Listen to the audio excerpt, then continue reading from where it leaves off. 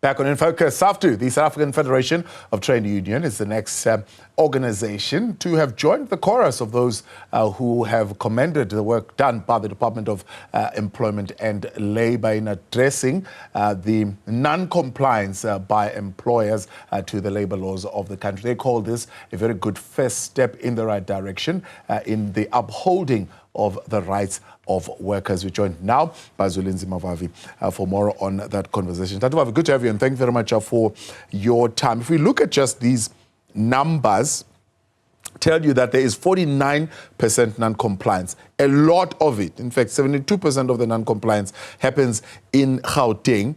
Although the Western Cape has got a high number of inspections, the compliance there is very high as well. There is obviously a question around how well we've been policing this compliance. What's your view? Well, one of the most significant phenomenons post-1994 was that we scored, as the labor movement, major victories. We enshrined workers' rights in the Constitution. We followed up that with transformation of the apartheid labor market. We fought for the introduction of the series of labor laws that were meant to improve the lot of the workers in South Africa. But the phenomenon was that all of these rights were in paper. And somebody used to say, the founding general secretary of COSATU, J. Naidu, the paper accepts anything written on it. If there is no strategy to enforce the labor laws, they are as good as non-existent. And unfortunately, study after study showed that despite this massive progress of largely progressive legislation, but the reality facing workers, in particular in the formal sector, was that there were no protections for them at all. Yeah. So this new round of inspections led by the new Minister of Employment and Labour is a breath of fresh air. It's something that we welcome totally, because we have been calling for the Department of Employment and Labour to increase the patent number of inspectors it had. Yeah. And it looks like now, notwithstanding the budget cuts, the Department of Employment and Labour is promising to get more boots on the ground. Yes.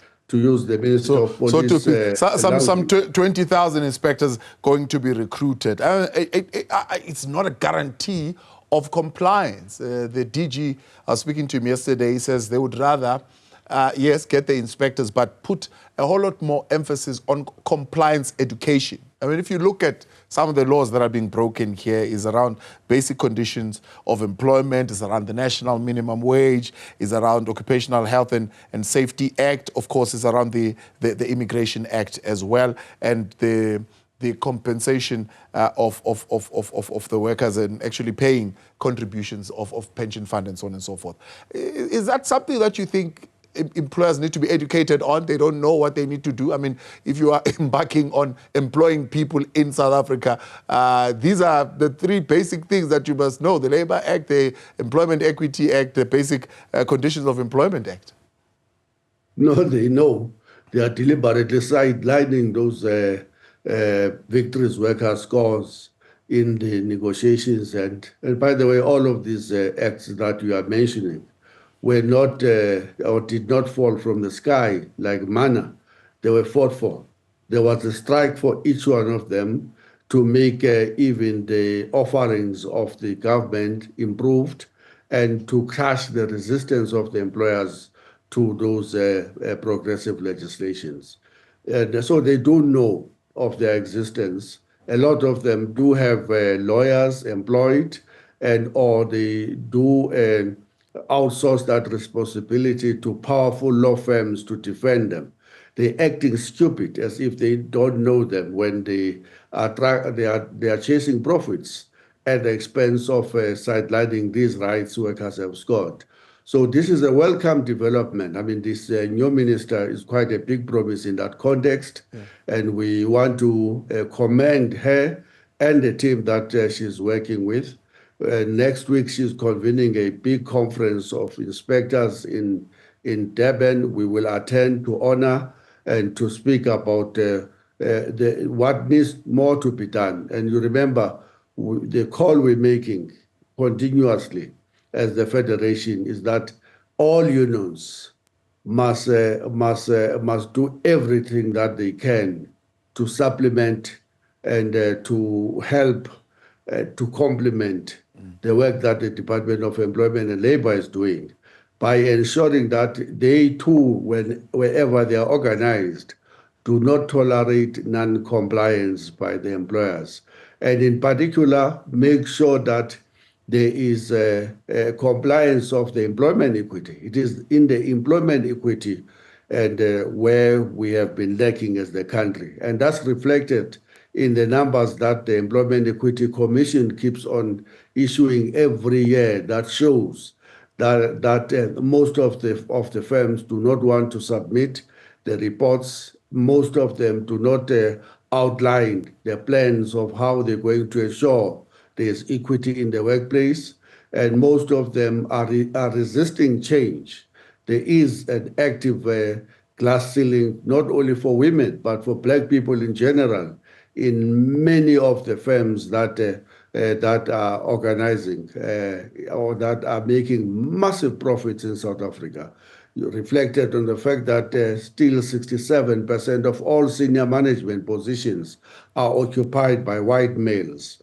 This is an indictment on the unions, but it's also an indictment on the Department of Employment and Labor, who should be enforcing the laws. Right. So the call we're making is that, please, the trade union movement, improve your own act and make sure that the shop stewards are trained. They can enforce the occupational health and safety legislation. They can make sure that that basic flow of rights that is provided through the Basic Conditions of Employment Act, the right to maternity leave, to lunchtime, to tea break, to overtime pay, in particular for working on public holidays, and 1.5 time for Saturday and double time for Sunday. These things we take for granted.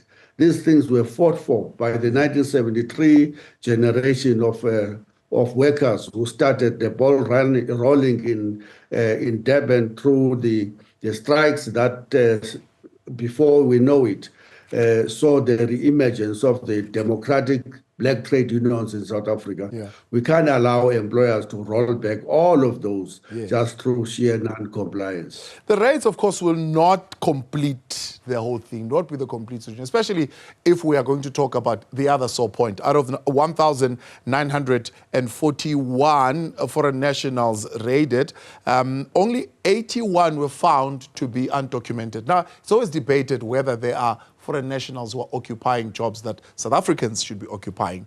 This is no longer anecdotal. We do know that these are not jobs that fall within the scarce skills category or that particular protocol.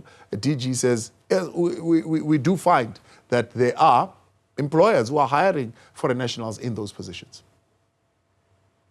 They do so not because they love foreign nationals, not because they have a sympathy to the fact that the Zimbabwean economy and have fallen in the past 20 years or so. No, they do so in order to advance their own narrow interest of profit maximization. And we welcome the fact that the Department of Labor is also raiding to find out that there's a number of restaurants, in particular, security firms, that simply sideline the South African workers and prefer to employ the undocumented labor in South Africa, exploiting their vulnerability and to pay them peanuts. And the reports show that in some restaurants, workers are not being paid any kind of a minimum wage. They are being given these stipends, or all manner of kinds of tips, and which, by the way, the employer still demand some percentage of those very tips from these workers. It is something that we should not be tolerating at all.